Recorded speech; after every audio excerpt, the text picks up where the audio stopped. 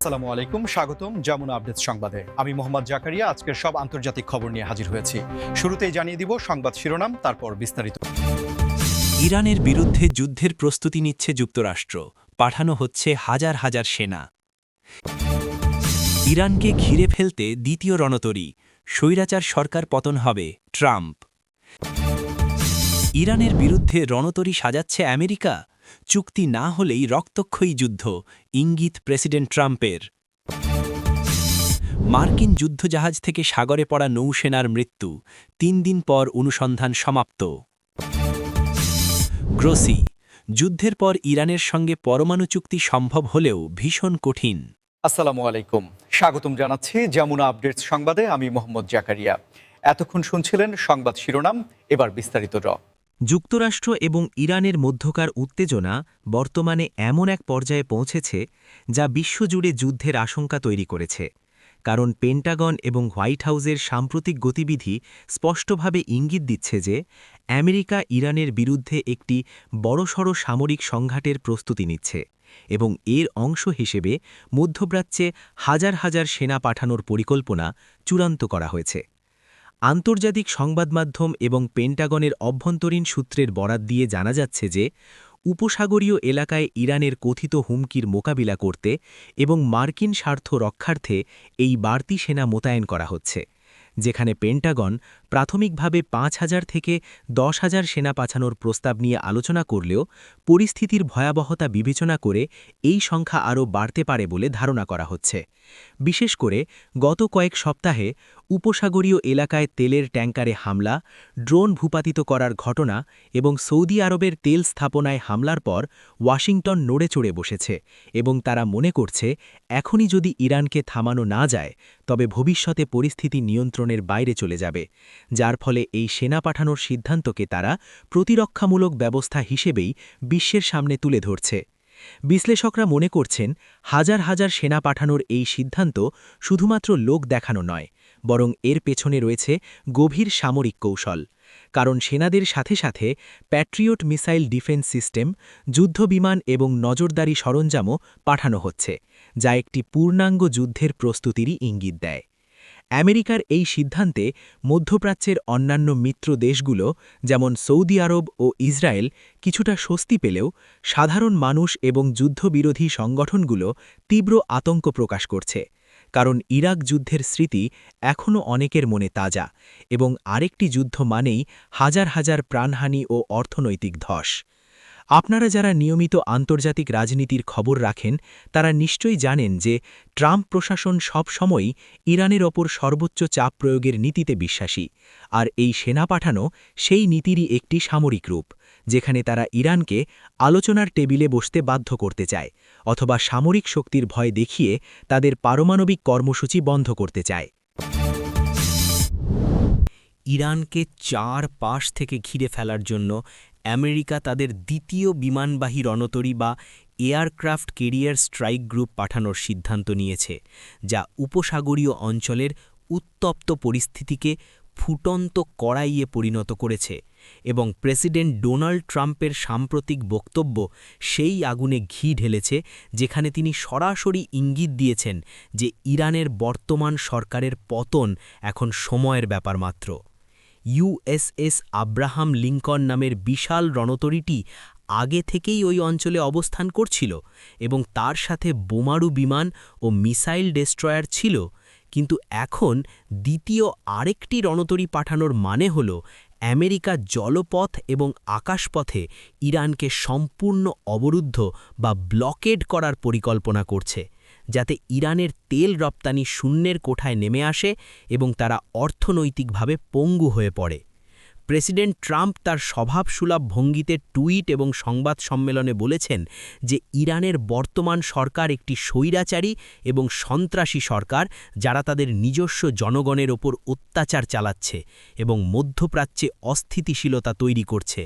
তাই এই সরকারের পতন ঘটানো বা তাদের আচরণ পরিবর্তন করা আমেরিকার অন্যতম প্রধান লক্ষ্য।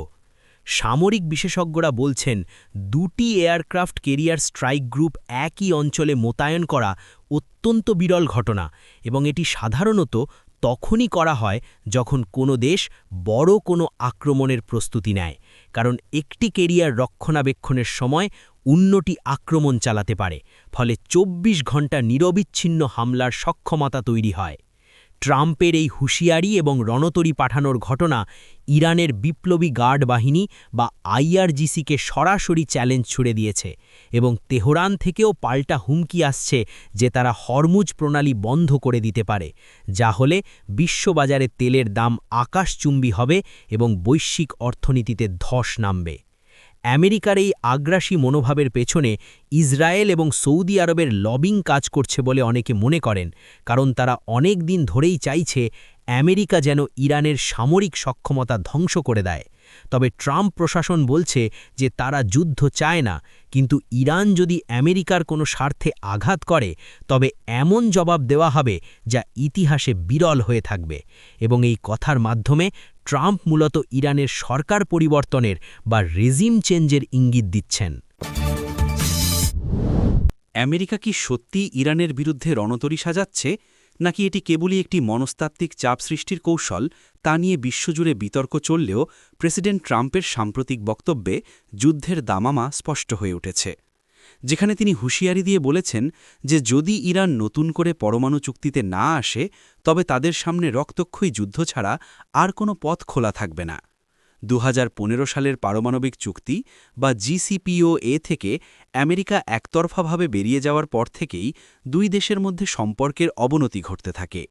কিন্তু এখন ট্রাম্প প্রশাসন চাইছে ইরান যেন তাদের মিসাইল প্রোগ্রাম এবং আঞ্চলিক প্রভাব বিস্তার বন্ধ করে একটি নতুন এবং আরও কঠোর চুক্তিতে সই করে, যা তেহরান সরাসরি প্রত্যাখ্যান করেছে। ট্রাম্পের এই চুক্তি অথবা যুদ্ধনীতি বা আল্টিমেটাম আন্তর্জাতিক রাজনীতিতে এক অচল অবস্থার সৃষ্টি করেছে, কারণ একদিকে আমেরিকা অর্থনৈতিক নিষেধাজ্ঞা দিয়ে ইরানের শ্বাসরোধ করতে চাইছে, অন্যদিকে রণতরী ও বোমারু বিমান পাঠিয়ে তারা দেখাতে চাইছে যে প্রয়োজনে তারা শক্তি প্রয়োগ করতেও পিছপা হবে না। রক্তক্ষয়ী যুদ্ধ শব্দবন্ধটি ব্যবহার করে ট্রাম্প মূলত ইরানকে ভয় দেখাতে চেয়েছেন, কিন্তু ইতিহাসের দিকে তাকালে দেখা যায় যে ইরান বাইরের চাপে সহজে নতি স্বীকার করে না, বরং তারা জাতীয়তাবানের ধোঁয়া তুলে আরও বেশি প্রতিরোধ গড়ে তোলে। বিশ্লেষকরা বলছেন যদি সত্যিই যুদ্ধ লাগে তবে তা কেবল ইরান বা আমেরিকার মধ্যে সীমাবদ্ধ থাকবে না, বরং পুরো মধ্যপ্রাচ্য, বিশেষ করে লেবানন, সিরিয়া, ইয়েমেন এবং ইরাকে ছড়িয়ে পড়বে, যেখানে ইরানের প্রক্সি বাহিনীগুলো আমেরিকার ঘাঁটিগুলোতে হামলা চালাতে পারে। ট্রাম্প প্রশাসন মনে করছে যে অর্থনৈতিক সংকটে জর্জরিত ইরান হয়তো যুদ্ধের ভয়ে নতুন চুক্তিতে রাজি হবে, কিন্তু বাস্তবতা হল ইরানের সর্বোচ্চ নেতা আয়াতুল্লাহ খামেনি পরিষ্কার বলেছেন যে আমেরিকার সাথে কোনো আলোচনা হবে না এবং তারা যুদ্ধের জন্যও প্রস্তুত। এই অচলাবস্থা ভাঙার জন্য ইউরোপীয় দেশগুলো এবং জাপান মধ্যস্থতা করার চেষ্টা করলেও এখন পর্যন্ত কোনো ফল পাওয়া যায়নি, কারণ ট্রাম্পের শর্তগুলো ইরানের কাছে আত্মসমর্পণের শামিল। যুদ্ধের প্রস্তুতির এই উত্তপ্ত পরিস্থিতির মাঝেই একটি মর্মান্তিক এবং হৃদয়বিদারক ঘটনা ঘটেছে মার্কিন নৌবাহিনীতে, যেখানে মধ্যপ্রাচ্যে মোতায়েন করা একটি বিশাল মার্কিন যুদ্ধজাহাজ থেকে সাগরে পড়ে গিয়ে একজন নৌসেনার মৃত্যু হয়েছে এবং দীর্ঘ ৩ দিনব্যাপী ব্যাপক অনুসন্ধান চালানোর পর অবশেষে কর্তৃপক্ষ উদ্ধার অভিযান সমাপ্ত ঘোষণা করেছে।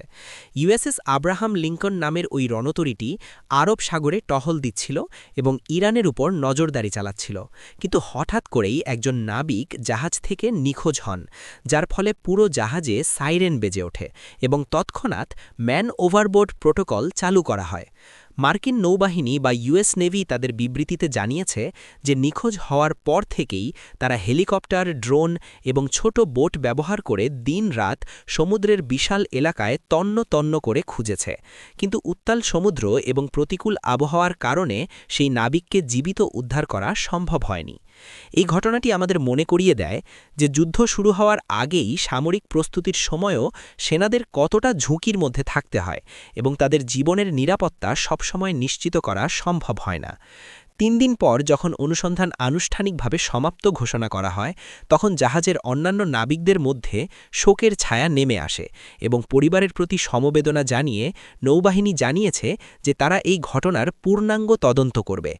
সাধারণত যুদ্ধজাহাজের ডেক বা বাইরের অংশ অত্যন্ত পিচ্ছিল এবং বিপজ্জনক হতে পারে, বিশেষ করে রাতের বেলা বা খারাপ আবহাওয়ায়, তাই সেখানে চলাচলের জন্য কঠোর নিয়ম থাকে। কিন্তু তারপরেও মাঝে মধ্যে এমন দুর্ঘটনা ঘটে যা অত্যন্ত দুঃখজনক। এই নাবিকের মৃত্যু এমন এক সময়ে ঘটল যখন পুরো ফ্লিট বা নৌবহর হাই অ্যালার্টে ছিল, তাই অনেকে প্রশ্ন তুলছেন যে অতিরিক্ত কাজের চাপ বা মানসিক টেনশন এর পেছনে কোনো কারণ ছিল কিনা।